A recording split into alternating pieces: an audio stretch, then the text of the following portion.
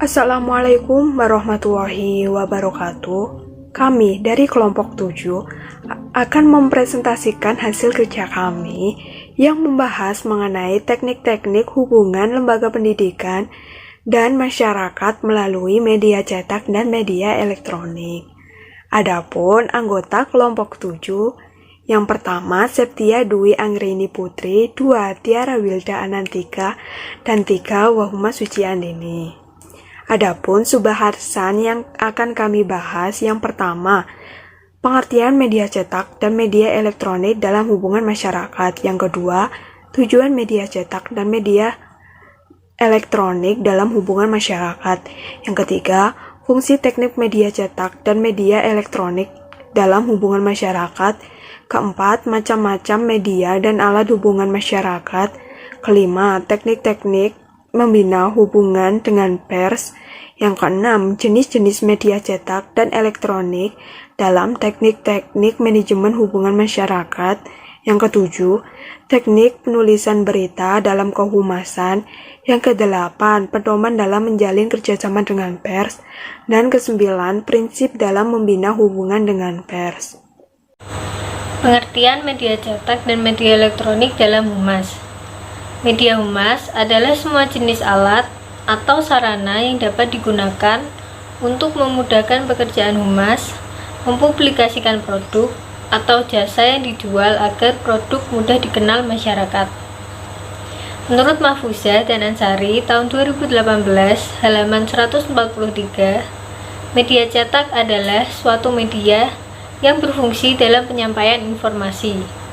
Sedangkan media elektronik merupakan media yang terdiri dari radio dan televisi. Selanjutnya yaitu tujuan teknik media cetak dan media elektronik dalam humas.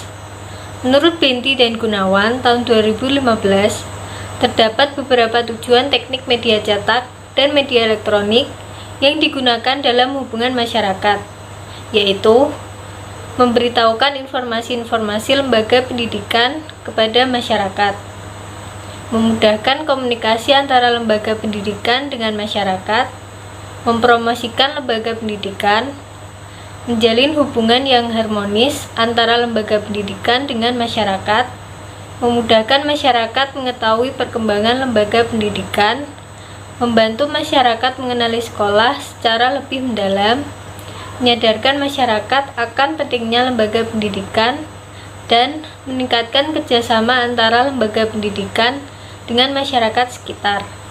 Selanjutnya yaitu fungsi teknik media cetak dan media elektronik dalam humas.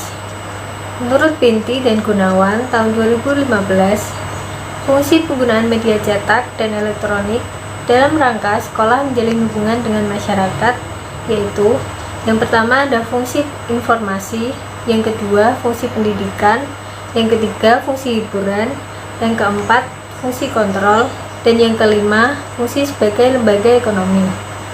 Untuk selanjutnya, macam-macam media dan alat humas. Menurut Mas Sepeling tahun 2015, halaman 213-214, media dalam humas dibagi menjadi 2 macam, yaitu pertama media cetak yang berupa surat kabar. Surat kabar merupakan media yang murah, dapat dijangkau oleh seluruh masyarakat, dan pendistribusiannya yang cepat. Kedua, media elektronik dalam humas diantaranya: 1. Radio. Media radio dapat digunakan untuk melakukan sosialisasi program-program humas. Yang kedua, televisi. Pada media televisi, penyampaian informasinya sangat efektif dan dapat menjangkau pada daerah pelosok, pegunungan, dan pedesaan. Sedangkan alat-alat dalam humas diantaranya adalah yang pertama, iklan. Biasanya iklan yang terdapat dalam humas ditujukan kepada masyarakat dengan tujuan menjelaskan suatu hal menyangkut pelayanan untuk memperkuat image dan awareness, untuk menyampaikan adanya perubahan identitas menjadi pertimbangan masyarakat untuk menilai reputasi lembaga. Yang kedua, media internal untuk menciptakan kondisi yang terinformasi dengan baik dan membina loyalitas. Yang ketiga, fotografi. Fotografi ini diperlukan sebagai bahan publikasi, laporan, berita, iklan, maupun untuk kepentingan arsip atau dokumentasi. Yang keempat, film. Film merupakan media komunikasi, instruksi, riset, dan sebagainya. Yang kelima, pers. Media massa mempunyai sifat serempak, dapat menjangkau halayak luas dan periodik. Untuk selanjutnya, teknik-teknik membina hubungan dalam pers. Menurut Nasution tahun 2010, teknik-tekniknya dapat digunakan dalam membina hubungan dengan pers, yaitu yang pertama, membuat konferensi pers dengan mengundang wartawan ke lembaga pendidikan saat ada kegiatan yang perlu dipublikasikan supaya dapat diketahui oleh halayak umum. Yang kedua, mempererat hubungan dengan pers melalui bentuk lain, dengan cara mengirimkan karangan bunga ketika pihak pers sedang memperingati hari ulang tahunnya. Yang ketiga, melakukan wawancara khusus. Lembaga pendidikan melakukan wawancara dengan wartawan yang dipilih secara khusus. Yang keempat, perjalanan pers. Perjalanan pers pada lembaga pendidikan dilaksanakan untuk memperkenalkan kegiatan-kegiatan praktikum. Yang kelima, membuat siaran dengan pers. Untuk menulis berita dibutuhkan keterampilan dan berdasar pada 5W+1H. Yang keenam, berkunjung ke kantor pers. Dengan melakukan kunjungan ini dapat merekatkan hubungan antara pengelola pers dengan pihak dari lembaga pendidikan. Kemudian, jenis-jenis media cetak dan elektronik dalam teknik-teknik manajemen hubungan sekolah dan masyarakat.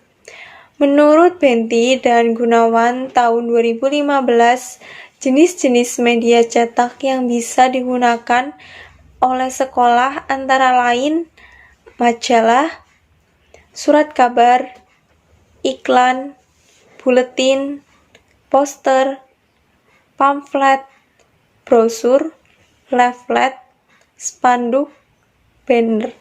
Sedangkan jenis-jenis media elektronik yaitu ada televisi, radio, dan pers.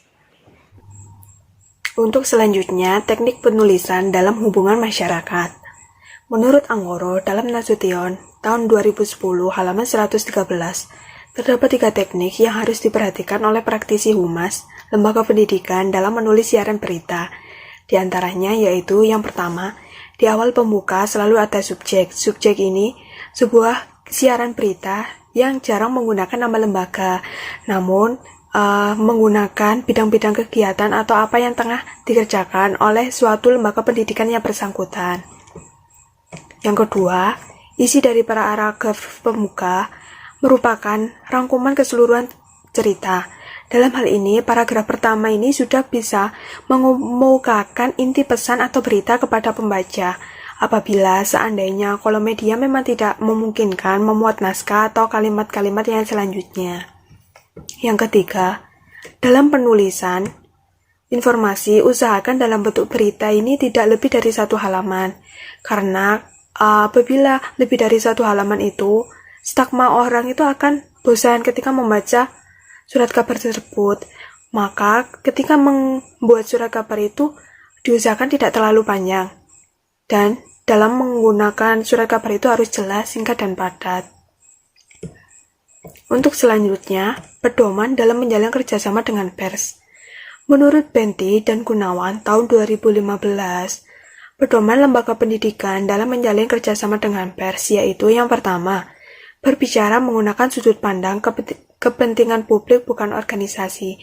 Jadi ketika melaksanakan pers ini harus membahas tentang mengenai kepentingan publik, bukan membahas tentang organisasi tersebut atau lembaga tersebut.